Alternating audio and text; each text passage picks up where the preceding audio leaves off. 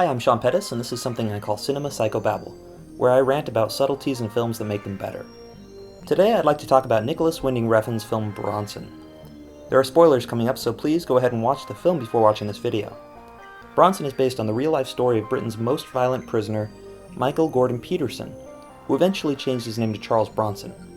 He actually changed his name quite a few times, but to avoid confusion, I'm just going to call him Bronson for now. My name's Charles Bronson.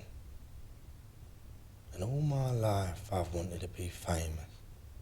Let's go ahead and get started. The film's editing and cinematography is fairly simple but effective. The extensive use of static shots during the prison scenes emphasizes the claustrophobic nature of solitary confinement, as if there's no room to move to the left or to the right. When the camera does move, it is often in a repetitive motion, again heightening the sensation of imprisonment and the general lack of space. I'd be doing a disservice to cinematographer Larry Smith if I did not acknowledge the heavy use of dolly tracking shots in the film. Throughout the camera's path of movement, lines remain pushed up against the edges of the frames, making the wide shots feel nearly as cramped as the tight shots.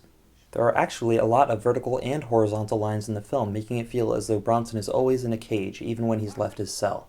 Look at how the feeling of being imprisoned is emphasized by placing a camera on one side of the bars to the stair railing and the subject on the other. When Bronson is released from prison, he's still surrounded by lines. He spends about half of his free time in this room. Notice how the wallpaper is made up of vertical lines, similar to prison bars. The rest of his free time is spent in this dungeon-like warehouse, doing the same thing he did on the inside, fighting. Upon his release, Bronson retrieved his watch and day planner, which remind us that life is short and time is valuable.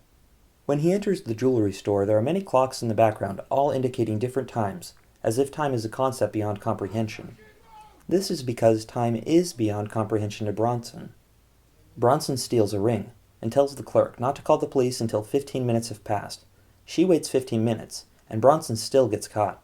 If he had given her a longer time, he would have been able to escape. Bronson does not understand time, nor does he appreciate the value of his time as a free man. Look at the foreshadowing of Bronson's inevitable return to prison by how he interacts with this fence.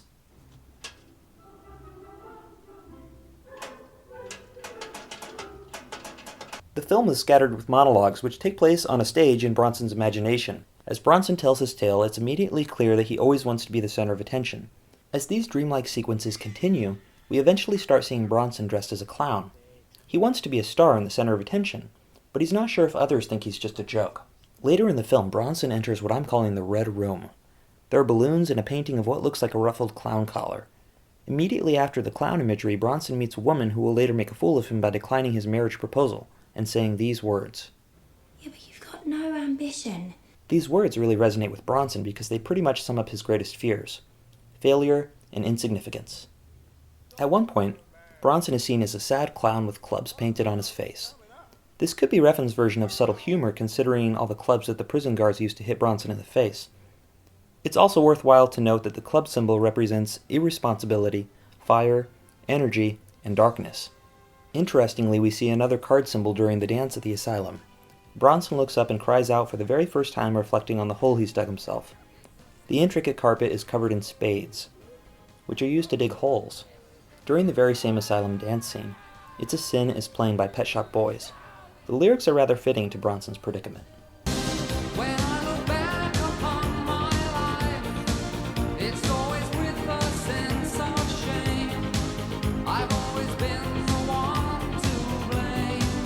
Bronson's actions are usually violent and unpredictable. He behaves like an animal, and he is caged like an animal. Bronson roars like a lion.